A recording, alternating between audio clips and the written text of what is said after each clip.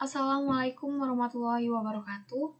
Pada kesempatan kali ini, saya akan memberikan tutorial yang pertama mengenai deskripsi statistik atas kuesioner penelitian yang sudah didapat datanya dari responden. Di sini Anda harus memastikan bahwa Anda sudah memiliki aplikasi SPSS. Aplikasi SPSS di sini yang saya gunakan yaitu versi 15. Baik, sebelum kita buka SPSS-nya, pastikan kita sudah memiliki data. Ini adalah data yang saya gunakan pada video tutorial kali ini. Di sini ada 5 data. Yang pertama self-efficacy sebagai X1, kompleksitas tugas sebagai X2, profesionalis sebagai X3, kompetisi auditor sebagai X4, dan opini auditor sebagai Y. Baik, kita langsung saja ke SPSS-nya. Pada kolom name ini, kita langsung ketikkan nama variabelnya sebanyak jumlah kuesionernya. Nah, di type ini tidak dirubah. Lalu di value ini kita ketikkan 1 sangat tidak setuju, 2 tidak setuju, 3 kurang setuju, 4 setuju, dan 5 sangat setuju. Nah, setelah itu di measure kita ganti dia jadi scale.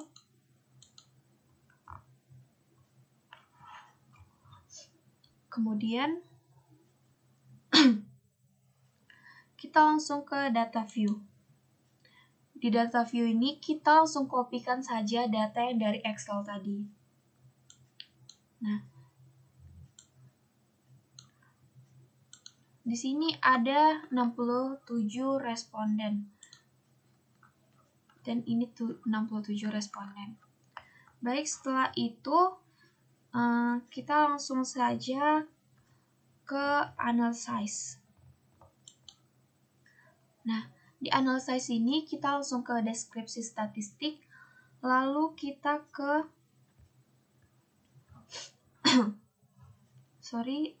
kita langsung ke frekuensi. Nah, di frekuensi ini kita pindahkan semua datanya ke variables. Setelah itu kita pilih statistik.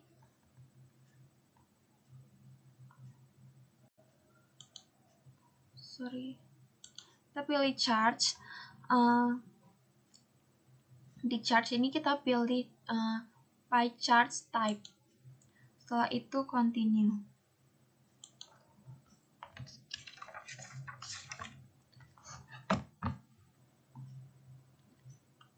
Lalu oke.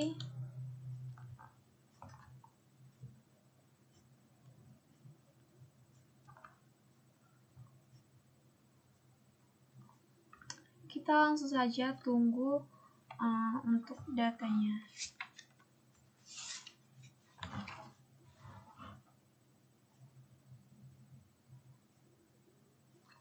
Nah, ini adalah data tersebut.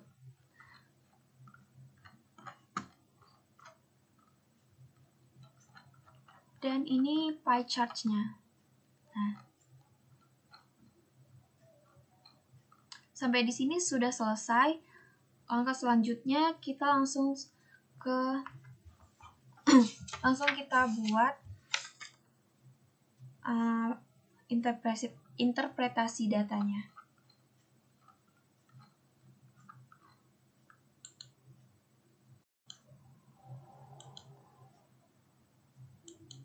Baik, kita langsung saja ke tutorial yang kedua, yaitu pengujian validitas dan reliabilitas. Data yang saya gunakan sama seperti yang tadi. Nah, kita langsung ketikkan di name ini nama variabelnya. Lalu di data view, kita langsung kopikan data dari Excel tadi. Yang pertama yang akan saya lakukan yaitu melakukan pengujian untuk validitas dengan pendekatan divariate. Caranya, ketik analyze, lalu correlate, lalu ke bivariate. Lalu kita blok semua, kita pindahin ini ke kanan.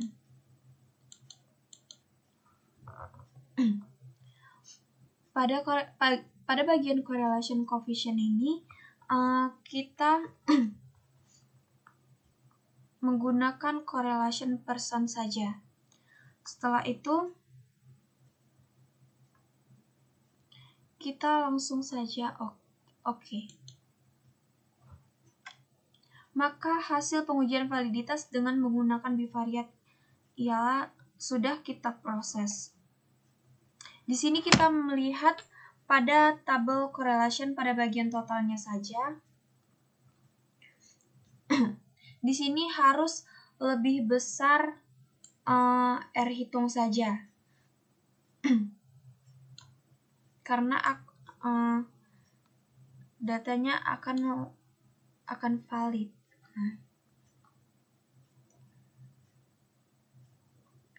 Baik, setelah itu bagaimana cara kita mengetahui bahwa kuesioner kita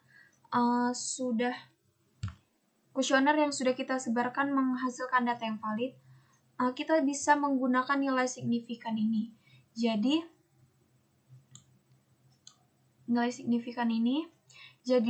ada dua teknik sebenarnya yang bisa kita gunakan, tetapi untuk lebih mudahnya jika kita baca di dalam bentuk hasil tabel SPSS, kita cukup melihat nilai signifikan tilde-nya saja.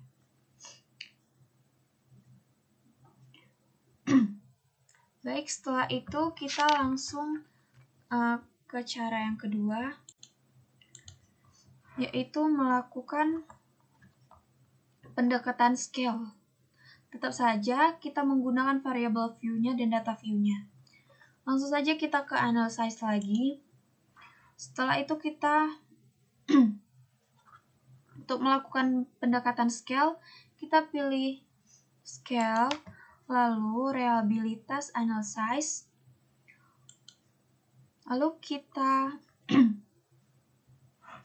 pindahkan semuanya ke kanan. Pastikan modelnya alpha, lalu kita pilih OK. Nah, akan muncul tabel seperti ini. Ini juga bisa dijabarkan menggunakan integritas scale.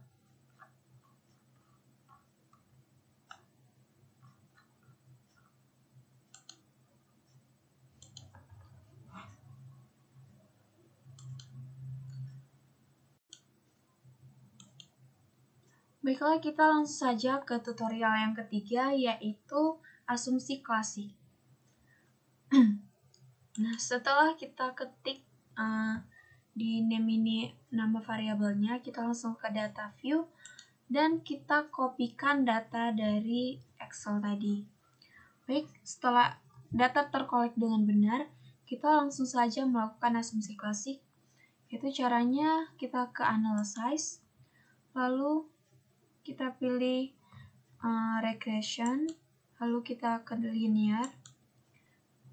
Nah, yang paling bawah ini kita pindahkan ke dependent, dan yang lainnya kita pindahkan ke independent. Setelah itu kita ke statistik. Nah, di statistik ini kita hanya centangkan collinearity, diagnostik, dan Dubrin-Watson.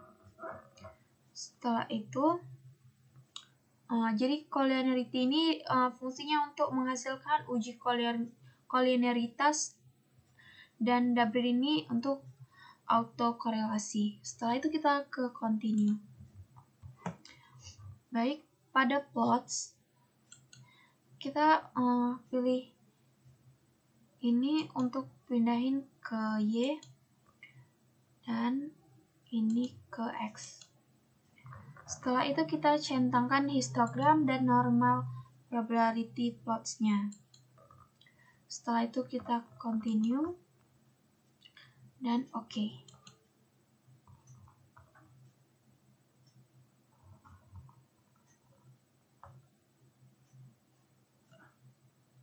Nah, ini merupakan hasil dari pengujian asumsi klasik. Baik, kita langsung saja kembali lagi. Kita langsung melakukan pengujian linearitasnya. Kita langsung ke analyze, lalu kita ke compare means ini dan pilih means. Caranya sama. Yang terakhir ini kita pindahkan ke dependent, yang lainnya kita pindahkan ke independent. Lalu kita pilih option. Nah, kita centangkan test for linearity-nya. Jadi, test for linearity ini untuk menghasilkan ujian linearitas. Lalu continue dan OK. Nah, kita sudah mendapatkan hasil output dari pengolahan data statistik untuk melakukan uji asumsi klasik. Langkah berikutnya kita langsung interpretasikan datanya. Baiklah, kita langsung saja ke tutorial yang terakhir, yaitu regresi linear. Nah, terkait dengan analisis data, ini sesuai dengan kebutuhan yang akan kita gunakan pada penelitian. Tergantung pada fenomenanya masing-masing dan teori yang kita gunakan pada penelitian. Baiklah, langsung saja. Di name ini kita ketikkan nama variabel yang ada di Excel tadi, self-efficacy sebagai X1, kompleksitas tugas sebagai X2, profesionalis sebagai X3, kompetensi auditor sebagai X4, dan opini auditor sebagai Y. Baik, langsung saja. Setelah itu kita copy data dari Excel tadi. Di sini kita bisa menggunakan nilai total atau rata-rata. Di sini saya menggunakan nilai totalnya. Setelah itu, tahap selanjutnya yaitu kita melakukan proses analisis dari data yang sudah kita miliki di SPSS ini. Kita langsung saja ke analyze, lalu kita pilih regression, lalu kita pilih linear. Nah, setelah itu kita pindahin yang opini auditor itu sebagai ke dependent dan yang ini ke independent. Setelah itu kita ke statistik. Kita centangkan collinearity diagnostic. Jadi fungsinya collinearity diagnostic ini untuk melihat pada pengujian asumsi klasik.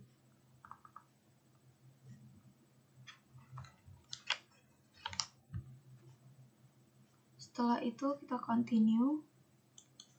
Kita di plus kita pilih yang Y.